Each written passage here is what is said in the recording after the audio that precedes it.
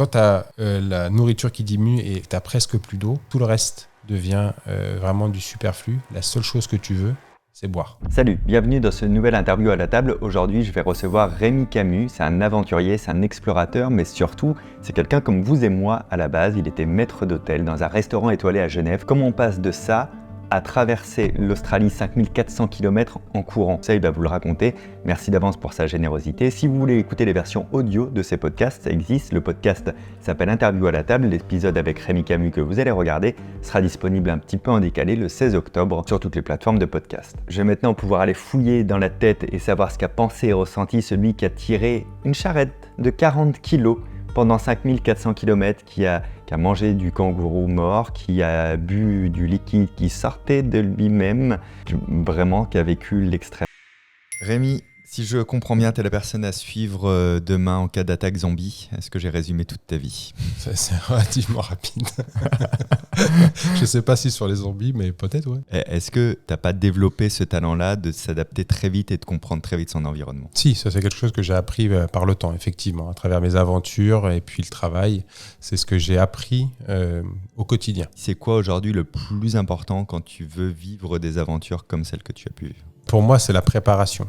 Et c'est ce que je dis souvent à des stagiaires ou à des personnes. C'est tellement plus simple de résoudre une problématique quand on est assis sur son fauteuil avec une petite bière à la main que de se retrouver en plein milieu, je sais pas, en Afrique et de se dire « Merde, j'aurais peut-être pu l'éviter ça parce que si j'avais bien préparé, on n'en serait pas là. » Donc, ce que tu mets derrière préparation, c'est recherche de connaissances. Exactement. Et imaginer tous les problèmes possibles pour déjà y répondre, quoi. C'est ça, vraiment de tout envisager, de tout ton projet, et ça peut prendre quelques jours, ça peut prendre même quelques minutes. Tu pars faire une randonnée avec des potes, le fait d'acheter une carte IGN et de regarder le tracé, dire « Ah oui, il y a un peu de dénivelé ici, là il y a une petite maison, on peut s'arrêter, il y a un petit point d'eau », ça s'appelle une préparation, même si elle n'est pas très longue, ça reste une préparation. Si tu ne peux pas éviter les problèmes, tu peux anticiper sur comment je vais réagir sur les problèmes qui peuvent arriver. C'est ça. Moi, ça m'est arrivé en Asie sur le Mekong pour passer des endroits très très risqués avec des gros rapides, des gros volumes. Je suis tout seul. Ok, si je me lance, si je me mets sur la droite, là il y a un siphon, ça fait comme ça, mais l'eau va me repousser de ce côté-là. Ok, là j'ai une petite chance d'y arriver. Si je passe ici, voilà ce qui peut se passer. Si je passe là, voilà, etc. Si malheureusement j'ai une problématique, il y a les villageois qui sont là, il n'y en a pas un seul qui va sauter à l'eau pour venir me chercher parce qu'ils ne savent pas nager, donc ça peut être problématique. Et à chaque fois, je me pose toutes ces questions et après je me lance. Aujourd'hui, tu es un aventurier confirmé. Avant ça, tu étais maître d'hôtel. Qui est un aventurier confirmé. C'est vrai. Qu'est-ce qui s'est passé? Est-ce qu'il y a eu un événement? Est-ce qu'il y a eu un déclic? Comment on passe de maître d'hôtel à ce que tu es devenu aventurier confirmé? J'ai toujours vécu en pleine campagne, vraiment au milieu de nulle part, et je passais plus de temps dans la forêt qu'en pleine ville. Et j'avais vraiment l'impression que la ville était un environnement très hostile pour moi, alors que je me sentais bien dans ma forêt, j'aimais bien passer du temps quand j'avais 8, 9, 10 ans dans la forêt. Donc ça a toujours été en moi. Et puis on se fait rattraper par le monde du travail. J'aimais beaucoup la restauration parce que j'aimais beaucoup le contact avec les gens, le respect, les valeurs de la restauration, vraiment quelque chose presque militaire, et j'aimais beaucoup ce cadre-là. Puis en 2010, j'ai lu un livre d'un mec qui a traversé l'Amérique en courant, et c'est comme ça que je me suis dit, si lui il l'a fait, je vois pas pourquoi j'y arriverai pas. Donc, je vais partir et je vais traverser un pays en courant. C'est un humain qui l'a fait, je suis un humain, je peux le faire. C'est exactement ça. Je me suis dit, il n'a pas plus de compétences qu'un autre, c'est pas un surhomme, Superman n'existe pas. Tout le monde a des capacités, tout le monde est capable de sortir de sa zone de confort, il faut juste se donner les moyens, avoir une vraie discipline, et on y arrive. Donc c'est ce que je me suis dit, on va le faire. C'était Jamel Bali. Exactement. Et en fait, ce que je voulais vivre, c'était pas son aventure, j'allais dire, de course à pied, parce que pour moi, c'était un moyen de transport. Oui. C'était le slow travel. On prend vraiment le temps d'aller voir les choses. Et ce que j'adorais dans son livre, eh bien, c'était plus sur les rencontres, le partage, tout ce qu'il avait autour de son aventure, pouvoir aller à la rencontre des gens différemment et pouvoir m'imprégner de leur culture. Est-ce que toi, tu rêvais d'être explorateur? Non, je rêvais pas d'exploration, je rêvais de pouvoir continuer à vivre de ce mode de vie que j'avais quand j'étais gamin, d'être vraiment au contact de la nature, dans ma forêt, et c'est ce qui a fait que j'ai poursuivi en tout cas dans les aventures. Après avoir lu le livre de Jamel Bali, c'est quoi la première chose que tu fais? Je finis le livre, un matin je fais une nuit blanche. On est en Bretagne, on est dans un tout petit village. J'étais parti en vacances avec ma maman et j'ai acheté le livre sur une brocante. Et je suis rentré dans cette petite maison qu'on avait pris en location. Elle était blanche avec des petits volets bleus. Et puis, je passe la soirée dans le lit en train de lire le livre. Et le lendemain, quand je redescends, ma mère était sur la petite table ronde, en robe de chambre, en train de prendre un grand bol avec un café. Elle me dit « Ah, t'as bien dormi ?» Je fais « J'ai pas dormi encore. » Elle me dit « Bon, qu'est-ce que t'as fait ?» J'ai lu le livre là toute la nuit. Un truc de dingue. Et tu sais quoi ? Je viens d'avoir une idée, maman. Moi aussi, je vais traverser un pays en courant. Ma mère me regarde et elle me dit déjà, commence déjà par prendre ton café, on verra plus tard. Et ça a été vraiment le début du truc. Et je suis revenu avec ça et je me suis dit, mais en fait, je vais vraiment le faire. Je vais me donner les moyens de mettre les choses en place. Et donc, j'ai commencé d'abord à acheter une carte parce qu'il me fallait le parcours, qu'est-ce que je vais faire et c'était quoi le but derrière tout ça. Et je voulais vraiment, pour moi, c'est ce qui prime sur une aventure, c'est l'objectif, le but. S'il n'y a pas d'objectif, il n'y a pas de but, c'est juste, je pars pour faire un défi. Pour moi, il n'y avait aucun intérêt. Et je voulais vraiment aller rencontrer les aborigènes. Et je voulais les rencontrer, les vrais aborigènes, très loin dans les communautés qui sont plus en lien avec la terre. Et c'est ce que je voulais faire. Et j'ai dit, je vais le faire en courant pour aller à leur rencontre. Un moyen de locomotion qu'ils avaient peut-être pour certains, leurs ancêtres, etc. C'est combien de kilomètres au total ? Là, ça fait 5400 bornes de Melbourne à Darwin avec un petit détour pour aller voir les aborigènes, donc les deux communautés, Kaltukatjara et Mutijulu. Donc les deux communautés qui sont perdues au milieu du désert et qui parlent le même langage. Ah, ok. Qui parlent Ça, c'est intéressant. le Pitjantjara. Ce qui m'a permis d'apprendre quelques mots dans une communauté pour pouvoir les... Bien sûr. Et parce que recréer du contact encore plus facilement. Parce que je crois que c'est la partie la plus difficile lorsqu'on va dans des endroits très reculés. C'est la communication. Mais là, tu ressens vraiment cette barrière de la langue, de ne pas pouvoir t'exprimer correctement, de dire tes envies, ce que tu ressens, etc. Et ça, c'est difficile. Je trouve que c'est très compliqué quand tu te retrouves avec des gens qui vivent dans un autre mode de vie, un autre cadre de vie. Et toi, tu dois essayer de leur expliquer bien que tu fais ça en courant pour les rencontrer, etc. Et que tu voudrais apprendre d'eux. Et ça, c'est dur. Tu es en Australie, que tu as fait en courant. Tu étais déjà coureur, tu étais déjà marathonien. J'étais serveur. Voilà. Donc c'est pareil. Tu faisais beaucoup de pas durant le service. C'est la même chose. Non, j'étais pas du tout marathonien. Je courais vraiment pour le plaisir des 5-10 km comme ça de temps en temps. Mais il n'y avait aucune course à pied. Et j'ai dû mettre une discipline de me dire, il va falloir aller courir, là. Il va falloir mettre des baskets et tous les jours aller courir pour t'entraîner, pour faire ce projet. Donc ça a été vraiment cette discipline. C'était la base du projet, c'était de mixer entre la restauration et l'entraînement pour être prêt pour ce défi. Parce que tu n'abandonnes pas ton travail du jour au lendemain non plus. Non, puis financièrement, il te faut quand même une ressource financière pour continuer de vivre. Donc tu peux pas dire j'arrête tout et je vais vivre de l'aventure. Surtout quand tu n'as aucun nom, tu n'es personne. Il faut trouver les ressources pour pouvoir et continuer au quotidien, mais te préparer pour tes défis. Tu as essayé de démarcher un petit peu un sponsor, j'imagine. Même pas. C'est quoi les réponses qu'on te faisait ? La plupart du temps, c'est on vous rappellera, Monsieur Camus. Et je me dis, en réfléchissant, je me dis que c'est complètement logique. Tu as un gamin qui arrive, qui a 25 ans et qui te dit je vais faire ça en courant, pas de véhicule d'assistance, en totale autonomie, je vais tirer une remorque qui va faire 40 kilos avec toute ma nourriture et mon eau et je serai en plein désert. Vous faites des marathons ? Non, je n'ai jamais couru, je suis serveur, je suis maître d'hôtel dans la restauration. D'accord. Bon, on vous rappellera, Monsieur Camus. Ouais. Et en fait, je pense qu'ils voulaient, pour eux, c'était logique de ne pas financer les funérailles d'une personne qui part en Australie. C'est ça. Je pense que c'était pas pour perdre de l'argent ou pas en perdre, c'était de se dire je participe pas à ce suicide organisé. C'est ça, d'accord, donc on va enterrer quelqu'un en Australie, on paye pour ça, c'est cool, c'est génial. Et effectivement, au retour, j'ai des gens à qui que j'avais déjà contacté qui m'ont rappelé par la suite et qui m'ont dit mais vous l'avez vraiment fait ?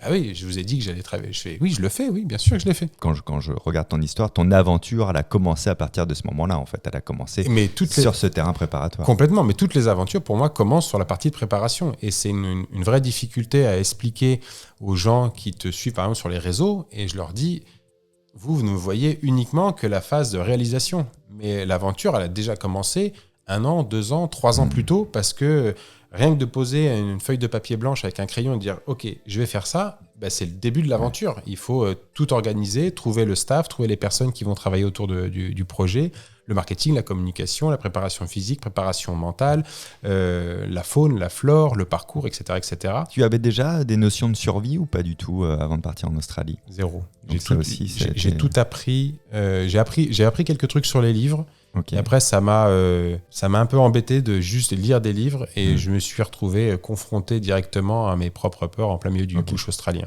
Donc, j'ai appris à mes dépens. Ce que je dis aux gens, c'est qu'il faut être pragmatique et opportuniste. Et c'est ce que je leur dis à chaque fois. Et avec un petit peu de créativité. Et je vous assure que quand on est contraint, quand on a des choses en moins, eh bien, la créativité devient de plus en plus importante. Donc, je vous assure, avec rien, on arrive à créer des trucs extraordinaires au milieu de nulle part. Donc, tu es lancé dans le désert australien. Tu as une remorque. Ouais. Que tu construite par mon papa. Ouais. Il y avait quoi dedans ? Il y avait de la nourriture, il y avait de l'eau, j'avais une autre paire de baskets, un appareil photo, un ordinateur, disque dur, panneau solaire, une batterie tampon, de quoi réparer un peu la remorque, des médicaments que j'ai balancés très rapidement parce qu'en fait, il n'y a pas besoin d'avoir 15 000 médicaments, il faut juste avoir un truc pour le mal de ventre quand tu manges des trucs dégueulasses. Ouais. Et puis juste un peu de bétadine pour te soigner les plaies vite fait, et c'est tout. C'était assez rustique, ouais. C'était principalement l'eau et la nourriture qui étaient indispensables en plein milieu du désert. Mais ça restait une remorque à tirer qui faisait une quarantaine de kilos. Couchage. Ouais, sac de couchage, matelas de sol. Le bas de la pyramide de Maslow, la fine couche. Voilà, c'est vraiment le strict minimum. Et malgré tout ça, ça faisait une quarantaine de kilos. Ouais. Mais parce que mon père était quelqu'un de la campagne, et quand il m'a dit je vais construire ta remorque, il avait omis de expliquer qu'il allait construire un char d'assaut. Donc la remorque pesait une dizaine de kilos à tirer à vide. Et je lui dis, mais papa, tu sais qu'il faut que je la charge. Il me dit, bon, ça va tenir, hein, c'est bon, tu peux y aller. Et elle a cassé au bout d'un jour. C'est vrai ? Ouais. Et du coup, au moins, c'est arrivé très vite, ma foi. Très vite aussi, tu as dû être confronté à la chaleur et à la douleur physique. Ouais, c'était assez rapide, mais le fait de passer par le sud pour regagner le nord, eh bien, j'ai eu une période d'acclimatation qui était plutôt favorable parce qu'on passe sur un climat continental, puis rapidement méditerranéen et ensuite semi-désertique. Et c'est ce que j'explique, moi, à mes stagiaires lors des stages de survie. Je leur dis, vous savez, l'être humain est capable de faire tout et n'importe quoi. Vous pouvez lui faire subir tout ce que vous voulez. La seule difficulté qu'il a, c'est qu'il a besoin de temps pour s'adapter aux choses.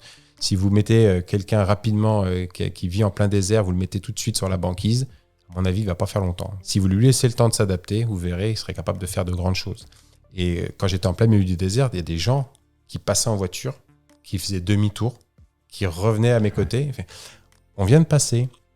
Et en fait, c'est ma femme qui m'a dit, au bout d'1 kilomètre, t'as vu, il y avait un mec qui courait, j'ai fait demi-tour. Et là, on est en train de se dire, nous, on est dans la voiture avec la clim et il fait super chaud et on n'en peut plus. Et toi, t'es dehors en train de courir.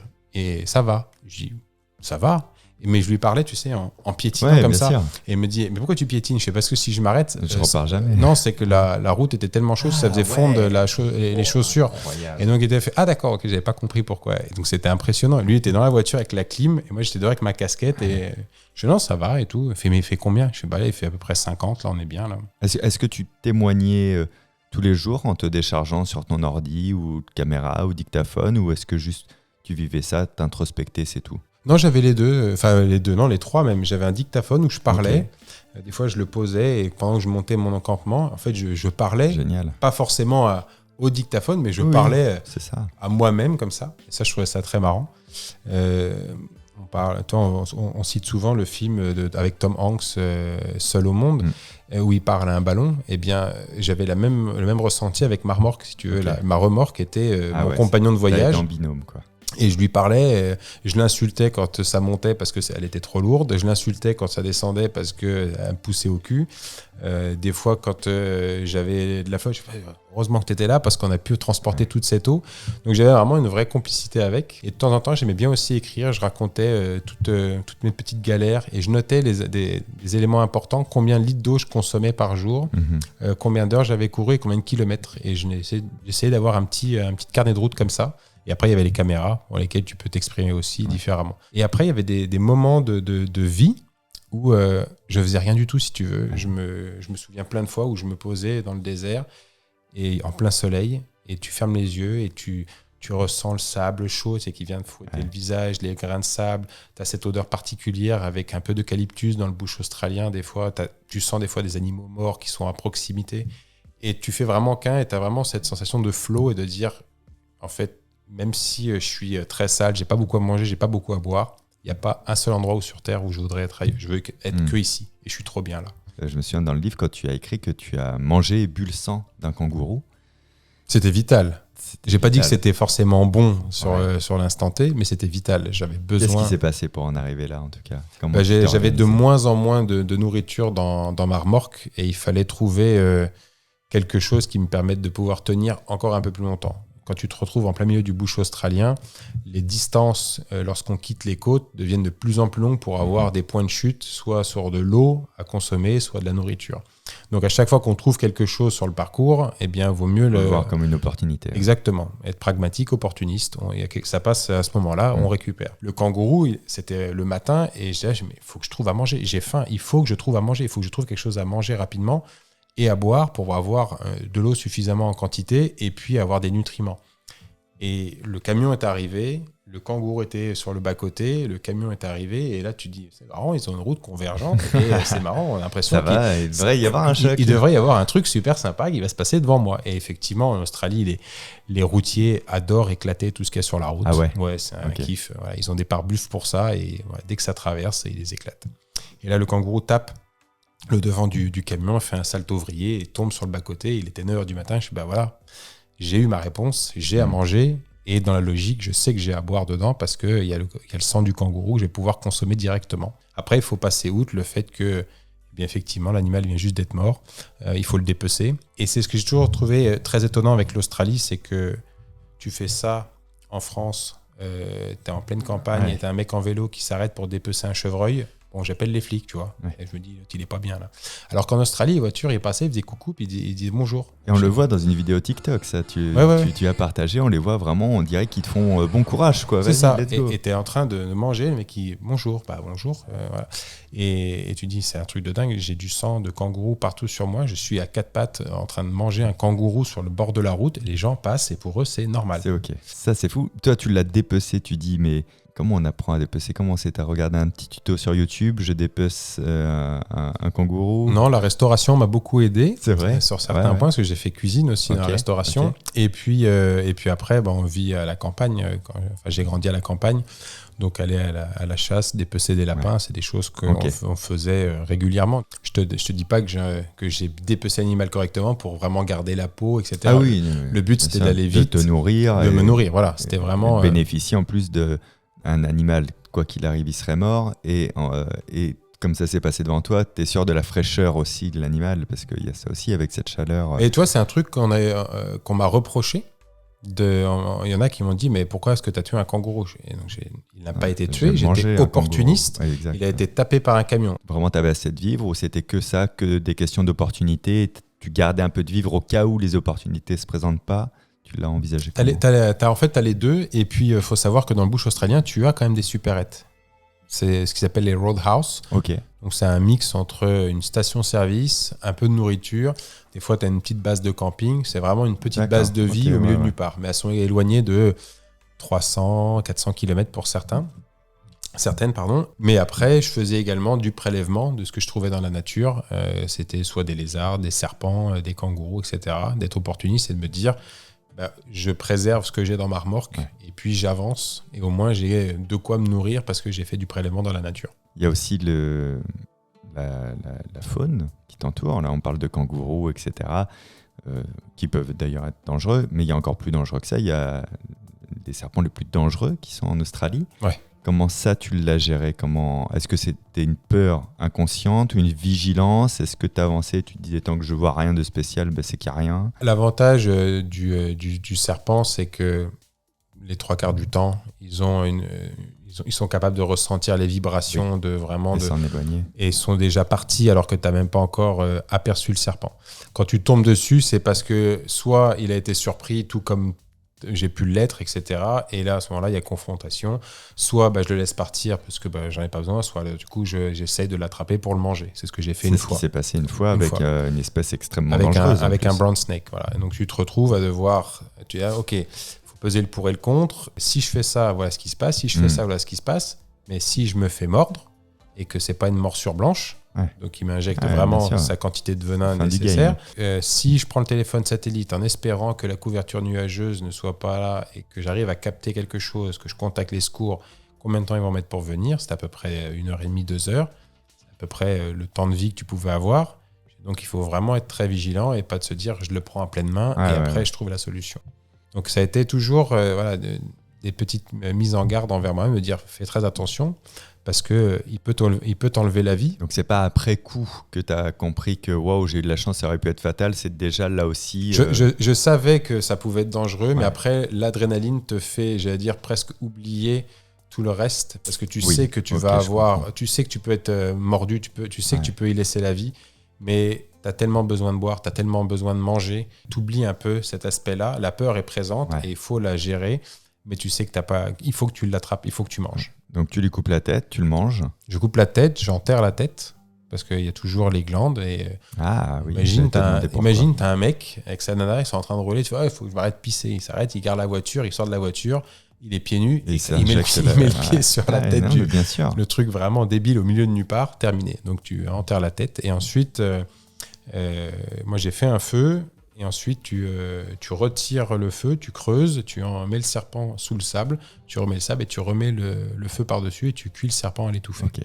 Voilà. Okay. Et c'est après en le mangeant où tu t'es dit j'ai chaud quand même. Voilà, c'est là où j'ai réalisé ce que je venais de faire, de tuer un serpent, de le dépecer pour le manger, etc. Est-ce qu'il y a un moment où tu t'es dit là, je vais pas m'en sortir? Alors, je l'ai peut-être pas formulé comme ça, je m'en souviens pas forcément, mais il y a eu un moment où je me suis retrouvé sans eau pendant 4 jours. Et en fait, tu te rends vraiment compte des besoins primaires de l'être humain. Le soir, après une bonne journée, tu te dis, franchement, une bonne douche, ça ferait du bien. Et puis, une fois que tu as passé cette étape-là, de dormir comme ça dans le désert, des fois, avec des environnements pas forcément agréables, tu te dis, j'aimerais bien un bon lit, quelque chose de très cosy où j'arrive à me reposer. Et puis, plus ça avance, c'est quand ta réserve de nourriture et d'eau commence à diminuer. Au début, tu penses un peu à la nourriture. Enfin, ça serait bien un bon petit truc avec un goût particulier, un peu sucré. Et tu rêves de ça. Moi, je passais des heures à courir. Des fois, je pensais à un steak. Ou tu te fais, qu'est-ce que ça doit être bon. Un truc bien grillé et tout. Et tu penses qu'à ça. Et quand tu as la nourriture qui diminue et l'eau qui s'accompagne et que tu n'as presque plus d'eau, tout le reste devient vraiment du superflu. La seule chose que tu veux, c'est boire. Et on revient vraiment sur une base très juste de l'eau, parce que le corps humain est composé... c'est la survie avec un grand S. Là. Voilà, et là tu te dis, je veux boire, et je ferai n'importe quoi pour boire. Donc au début, tu te dis, je vais me rationner, à un moment donné, je vais commencer à trouver d'autres stratégies pour trouver de l'eau, et tu as vraiment ce truc très primaire, très animal, qui revient en fait. Et donc au bout de 4 jours sans boire, j'ai eu un petit moment de lucidité à un moment donné, j'ai posé mon trépied avec mon appareil photo, et j'ai pris une photo.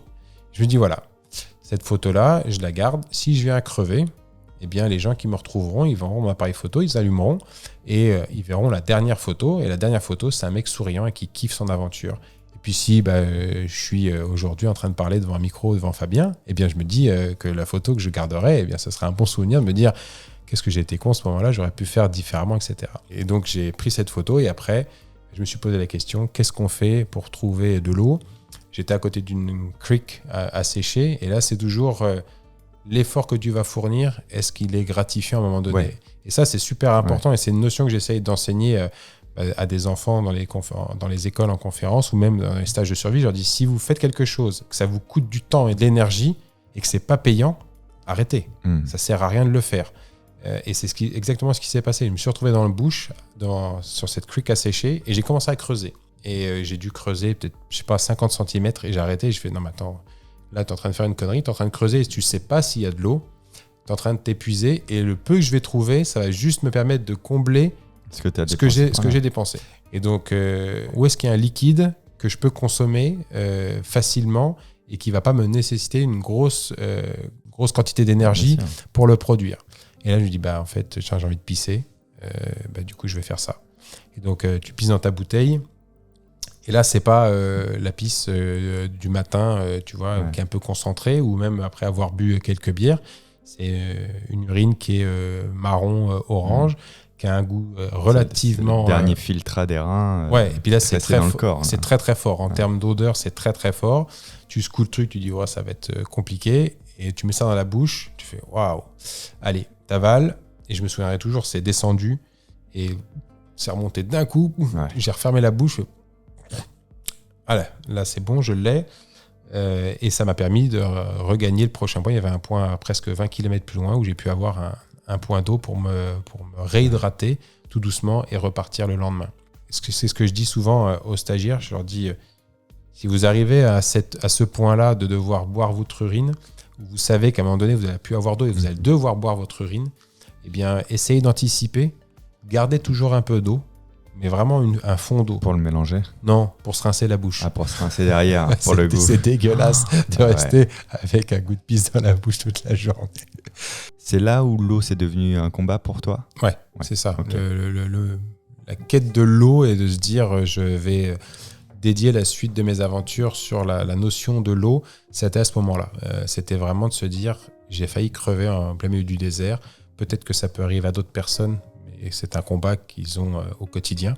Donc je vais essayer d'éveiller les consciences et de faire prendre encore plus conscience, en tout cas, à la plupart des gens, bien précieux que c'est. Que l'eau est un liquide très précieux et que certes, on en a partout sur Terre. C'est de plus en plus inégal et puis elle est répartie depuis quelques années un peu bizarrement avec le réchauffement climatique et que la qualité de l'eau diminue malheureusement d'année en année et que si on veut poursuivre et continuer à avoir une belle existence sur Terre, eh bien, il faut préserver ce bien très très précieux. Comment ça s'est passé ta rencontre avec les aborigènes ? La rencontre avec les aborigènes était très particulière parce que on ressent cette pression de l'homme blanc, de l'Australien, donc vraiment le blanc qui est arrivé en 1789 avec le capitaine James Cook. Tu ressens vraiment la différence entre les aborigènes et les blancs. Ils sont parqués, j'allais dire, même si le mot est quand même très fort, mais dans des communautés. On les a mis entre eux, ils sont un peu éloignés des grandes villes. Ça a été très dur au tout début parce que tu arrives dans une communauté, tu as vraiment l'impression que c'est le Far West, il n'y a rien. Et je me suis rapproché, on va dire, du centre névralgique, le truc le plus important de la communauté, c'est-à-dire la supérette. Et je me suis posé sur le banc, en plein milieu du désert, à côté de la supérette, et j'ai attendu, en plein cagnard. Et j'ai vu une voiture passer, une deuxième, et c'était vraiment un peu comme dans le ghetto, il baissait la fenêtre. Ouais, un repérage. Il regardait comme ça, et je fais « Oh la vache, c'est chaud ». Et il partait. Et ça a duré plusieurs dizaines de minutes, et à un moment donné, il y en a un qui s'est arrêté, qui est descendu. Il est venu me voir, il m'a demandé qu'est-ce que je faisais là, qui j'étais. Et je suis moi je suis parti de Melbourne en courant et je vais jusqu'à Darwin, voilà. Et je suis français. Et on me dit ah, it's you. Et il est parti. Je fais putain super l'introduction. Et il s'est barré. Et quelques dizaines de minutes après, toute la communauté est arrivée. Ils sont venus un par un comme ça. Okay. Et ils m'ont dit ah mais on t'attendait. Je dis prévenez les copains. Moi j'étais pas au courant. Donc ça a été très dur au début. Et puis tout doucement, j'ai réussi à prendre mes marques et pour pouvoir rentrer facilement en contact avec eux, eh bien, je passais plus facilement par le biais des enfants parce que les enfants s'ouvrent plus facilement aux étrangers. Un peu émerveillés. Exactement. Et le fait de pouvoir parler avec eux, eh bien, j'arrivais plus facilement à entrer en contact avec les parents. Et encore une fois, c'est le même principe, c'est de montrer que t'es pas, tu viens pas en tant que conquérant. Tu viens pas prendre. Tu viens juste partager du temps. Apprendre de leur culture et les respecter. Et après, l'autre partie qui est très importante, eh bien, c'est le temps. Le temps fait que si tu viens et que tu veux juste passer une journée avec eux, vite, prendre des photos et partir, mais on aurait la même problématique. Tu es en plein milieu de la campagne chez toi et tu as des gens qui arrivent et ils veulent juste prendre des photos et partir, mais tu n'as pas envie de leur parler, cassez-vous, vous n'avez rien à faire ici. Alors que si tu as des gens qui viennent et ils prennent le temps de comprendre ce que tu fais là, pourquoi tu es là et quel est l'un tes objectifs de vie, et bien tout d'un coup, tu vas forcément te livrer plus facilement. Et c'est ce que j'ai fait dans les deux communautés. Je suis resté en tout 25 jours et j'ai eu cette chance de pouvoir passer du temps avec eux. Ils m'ont fait rire, on mangeait de la queue de kangourou et forcément, ils te donnent la partie la plus éloignée du début de la queue de kangourou, qui est un truc très gélatineux, qui est dégueulasse. Et moi, je faisais semblant de mâchouiller et hop, tu donnais au chien et tout ça. Je fais, oh là là, mon Dieu, faut pas qu'il le voie. Et c'est juste très drôle. Ouais, ils t'ont visité. Et ouais, un peu, ouais. Et tu te rends compte que dans les communautés où on est vraiment très loin de la civilisation que l'on connaît, nous, ce sont les femmes qui font tout dans les communautés.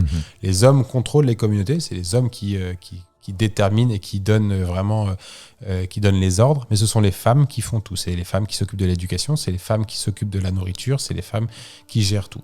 Et donc, si tu arrives à entrer en contact avec les femmes, ce qui est plus difficile parce qu'elles sont plus réservées, mais une fois que c'est fait, tu apprends énormément. Pour parler aussi de la traversée du Mekong, Ça, c'était ta deuxième aventure. C'est ça. Je dis pas de bêtises. Donc, du Tibet jusqu'au Vietnam pendant 6 mois, soit 4400 km, c'est correct? Ouais, exactement. L'Australie, on avait bien compris. Tu y étais allé, une frustration de ne pas vraiment avoir rencontré les personnes. C'est ça. Ça te donne ton élan de départ ou ta racine de motivation. Pourquoi là, le Mekong? Le Mekong, j'avais visité l'Asie du Sud-Est et j'avais été sur le Mekong en 2009, à la suite de l'Australie, de mon voyage en Australie. Donc, on avait été en Asie du Sud-Est et j'avais beaucoup apprécié la population et les gens. Et en cherchant pas mal d'infos sur le Mekong, on se rend compte que c'est un fleuve qui est très stratégique, positionné en Asie du Sud-Est, qui commence par la Chine, donc un pays qui n'est pas forcément le plus simple en termes d'échanges, de négociations, qui se termine directement au Vietnam, donc qui irrigue 6 pays, donc des problématiques géopolitiques, socio-culturelles, environnementales, écologiques, etc.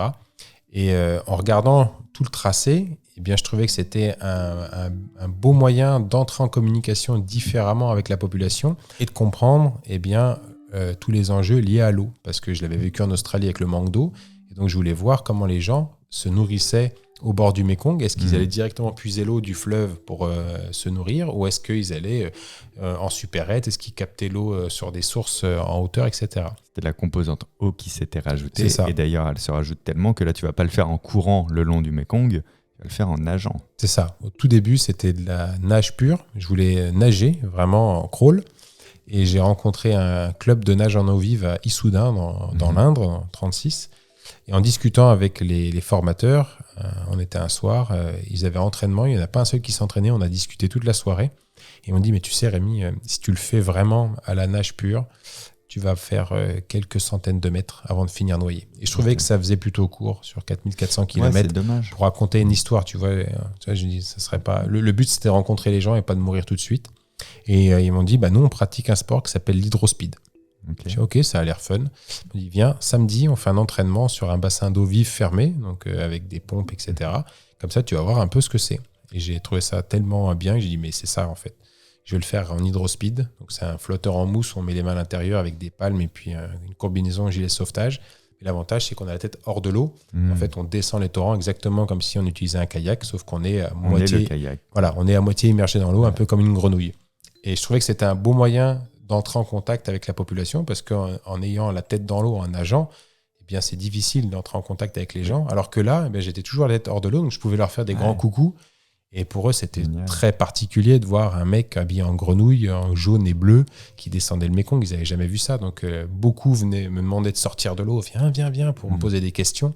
Parce qu'ils ne comprenaient pas ce que c'était. Et que personne ne fait ça, en fait. Personne descend le Mekong avec un hydrospeed. C'est quoi qui a été le plus difficile sur cette partie aquatique avec le Mekong? De parler avec les gens. On en revient encore une fois sur de la communication. Ça, c'était très difficile d'être avec eux et de devoir parler et de trouver les mots justes, parce que tu commences en Chine, ensuite tu fais entre la Birmanie et le Laos, après un peu de Thaïlande, tu reviens au Laos, après il y a le Cambodge, le Vietnam, et chaque pays a sa langue, chaque pays a sa façon d'écrire, et la plupart des endroits où je pouvais me retrouver, beaucoup de personnes ne savaient ni lire ni écrire, donc tu te retrouves à devoir essayer en dessinant, j'ai jamais autant dessiné de ma vie sur le sol avec du charbon de bois, pour essayer de faire comprendre ce que je voulais. Et des phrases toutes simples, de leur demander par exemple, je pars de ce point-là où il y a un barrage pour aller jusqu'à ce prochain barrage, entre les deux points là. Combien de kilomètres?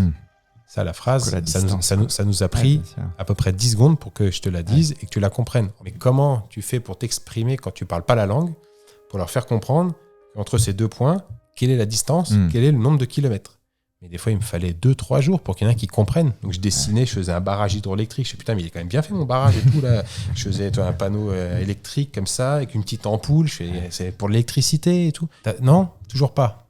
Et bon, c'est tombé. Et le lendemain, je rencontrais d'autres gens et je recommençais. Et un jour, il y en a un qui me dit, il prend le charbon de bois et il écrit 42. Je fais, il a peut-être compris. Après, je prenais pas ça pour argent comptant. Okay. C'était un indice potentiel. Il a dit 42. Après, ils sont pas tous des GPS. Qu'est-ce que ça veut dire 42? Est-ce que c'est 42 minutes? Donc, j'avais au moins quelque chose d'inscrit. Ok, bon, ça, je vais pouvoir m'appuyer là-dessus et voir par la suite. Donc ça, c'était très, très dur. Et il faut être capable d'accepter le fait qu'on ne parle pas la même langue et on en revient à ce que je disais avec les aborigènes, c'est faut pas paraître grand, faut pas paraître méchant, faut pas être là en conquérant. Et tu viens de te faire 15 heures de palmage dans la journée, donc tu as les jambes en feu, tu es fatigué, tu n'en peux plus, tu as faim, tu as soif. Mais les gens, eux, ils veulent avoir des réponses à leurs questions et il faut prendre le temps de leur répondre. Et des fois, on passait des soirées, je sais pas, jusqu'à 2h, 3h du matin où tu dois répondre à des questions, t'en peux plus. Ils te servent de l'alcool, de riz, ils te servent de la bière chaude, dégueulasse. Tu te dis, mais j'en peux plus, j'ai qu'une envie, c'est de dormir. Mais comment tu vas leur faire comprendre sans les blesser, de leur dire, faut que j'aille dormir. Parce que demain matin, moi, à 5h30, je me lève et je repars nager. Mais eux, ils s'en moquaient, c'était pas leur... Tu es l'événement. Exactement. Et l'événement, c'était vraiment le cas. Là, tu as le village qui débarque. C'est-à-dire que tu n'étais jamais tout seul. Il y a toujours du monde qui vient pour savoir qui tu es, ce que tu fais, etc. Et ça, c'était très dur au quotidien. Et j'avais besoin, par moment, de m'éloigner, de trouver des endroits très reculés pour me cacher de la population, pour pas qu'ils viennent. Et j'ai dormi une fois dans les marécages, au milieu de nulle part, avec des rats et des serpents. Je suis là, et s'il y en a un qui vient me voir, c'est vraiment parce qu'il est déterminé, quoi. Et tu dors et au moins, j'avais vraiment cette sensation d'être seul et d'avoir une nuit reposante sans avoir à devoir parler à la population et de raconter. Parce que c'est pas, tu le fais une fois et la prochaine fois, c'est la semaine d'après. C'est tous les jours pendant 6 mois. Il faut raconter ce que tu fais. Tu t'attendais aussi à cette toxicité de l'eau et aux impacts qu'elle pourrait avoir parfois sur toi ? J'ai eu des pieds complètement déformés, pas visuellement, ou ils étaient complètement... Ils avaient grossi en volume et puis je m'arrachais complètement la peau. J'avais des plaques partout au niveau des pieds. J'avais un pied en tout cas qui avait vraiment doublé de volume et j'utilisais qu'une seule palme pour avancer parce que j'en pouvais plus, ça me brûlait trop. Donc, et ça, je l'ai ressenti, mais c'est pas uniquement lié à la qualité de l'eau. Il y avait un mix de tout. Il y avait l'effort depuis tant de mois. Donc j'avais ce mix de tout ça et effectivement, plus j'avançais vers le bas du Mékong et plus tu avais une qualité d'eau qui diminuait. Il y avait d'autres dangers aussi. Tu as eu un coup de foudre ?